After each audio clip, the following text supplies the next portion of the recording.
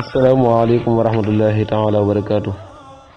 mbokki jullit mbokki taalibe yi noo ngi leen nuyu baax di leen siyaar di leen fàttali rek ne noo ngi woon ak yéen ci naafile koor gi di naafile yu ni woy naafile seen saabu nu toll nag ci guddik ñaar fukkeel gi ak benn nu toll nag ci guddik ñaar fukkeel gi ak benn guddik ñaar fukkeel gi ak benn nag sëriñ saabu jagleel na ko ak julli gu ama am njariñ sëriñ saabu jagleel na ko ak julli gu ama am njariñ ndax mi ngi wax ci téeréem bi ne képp koo xam ne julli na julli gi ñu ko jagleel kooku sëriñ saabu nee na mel na ne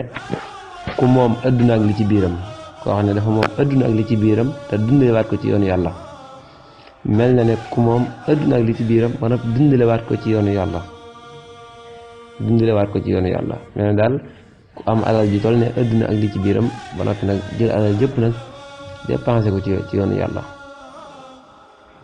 kooku mel na ne ku def daal mel na ni it ku jàng tawreet ak injiil ak sabuur ak alquran te buy génn adduna dana mel ne bis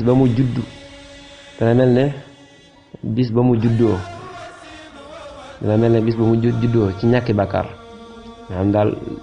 bis ba mu juddoo nam ñàkke woon ay bàkkaar nga xam ne mi ngi door judd nam ñàkke woon ay bàkkaar nee na buy génn adduna noonu lay ñàkkee ay bàkkaar bu demee bay faat noonu lay ñàkkee ay bàkkaar kon julli gu am solo la julli gi nag lu muy doon moom guddik ñaar fukkeel gi ak benn ñeenti rakkan lay doon rakkan bu ci ne boo jàngee Faatiha danga cee teg qul huwallahu ahad ñaar fukki yoon kon julli gaa ngoogu den wax rek ngeen di bàyyi xel julli insha allahu rabbi